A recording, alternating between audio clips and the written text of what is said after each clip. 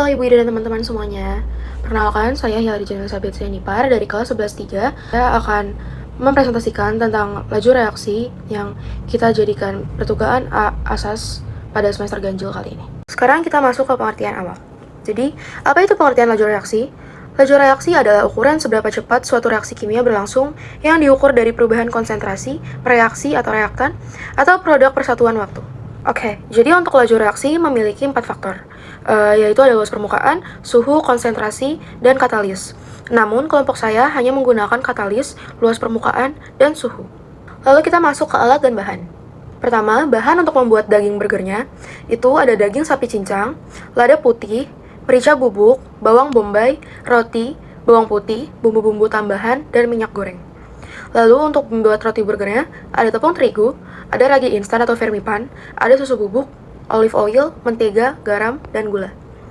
Lalu untuk alat-alatnya, kami ada menggunakan kompor portable, panci beserta tutupnya, ada teflon anti lengket, ada tray atau loyang kecil, ada spatula, sendok, lalu terakhir adalah bersih atau plastic wrap.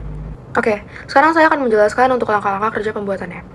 Jadi pertama kita dari rotinya dulu. Pertama-tama kita campur bahan kering yaitu tepung, gula, susu, bubuk, dan ragi. Lalu kedua kita tambahkan bahan cair seperti air atau susu hangat, mentega, oil. Lalu kita aduk sampai rata. Setelah semua sudah rata, kita uleni adonan sampai halus dan elastis. Lalu ada yang namanya proving 1. Di situ kita mendiamkan adonan hingga mengembang 2 kali lipat. Lalu jika sudah, kita kempiskan dan bentuk adonan menjadi bulatan roti. Lalu proving 2, kita diamkan kembali hingga mengembang. Lalu, ketujuh, kita panggang hingga matang dan berwarna keemasan. Lalu yang terakhir, kita dinginkan roti dan siap digunakan. Lalu untuk patty atau dagingnya, kita pertama-tama campur semua bahan, yaitu daging cincang, bawang, bawang putih, merica, lada, garam, tepung roti, dan bumbu lainnya. Lalu kita aduk hingga rata. Pastikan bumbu tercampur merata ke seluruh daging. Lalu, kita bentuk adonan sesuai bentuk yang kita mau. Ambil sebagian adonan dan bentuk menjadi bulat, lalu pipihkan jadi bentuk patty. Panaskan teflon, lalu tuang sedikit minyak dan panaskan dengan api sedang. Lalu kita masak patty. Kita masak patty di teflon sampai berubah warna matang, merata, dan kedua sisinya sudah kecoklatan.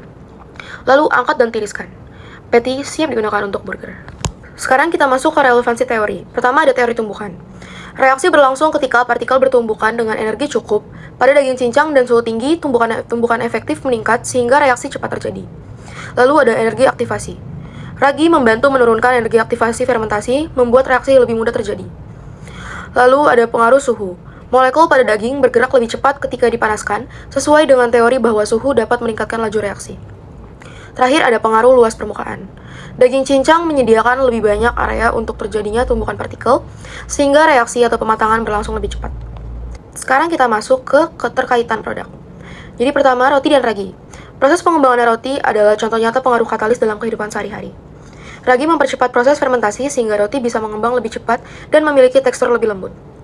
Tanpa ragi, adonan membutuhkan waktu jauh lebih lama untuk mengembang atau bahkan tidak mengembang sama sekali. Lalu kedua ada patty daging. Patty menunjukkan 2 faktor sekaligus, yaitu luas permukaan dan suhu. Daging cincang membuktikan bahwa partikel kecil dengan luas permukaan besar membuat reaksi pematangan lebih cepat. Suhu tinggi dari kompor menegaskan bahwa peningkatan suhu langsung mempercepat reaksi kimia di dalam daging.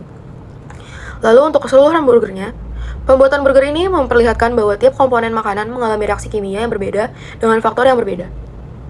Hal ini membuat praktikum menjadi contoh nyata penerapan teori kimia dalam kegiatan sehari-hari, khususnya saat memasak. Lalu untuk yang terakhir, ada kesimpulan.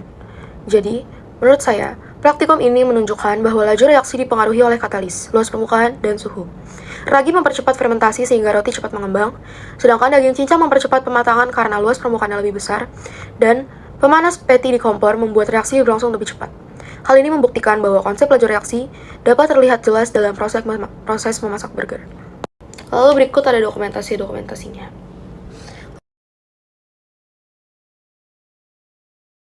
Sekian dari saya, terima kasih.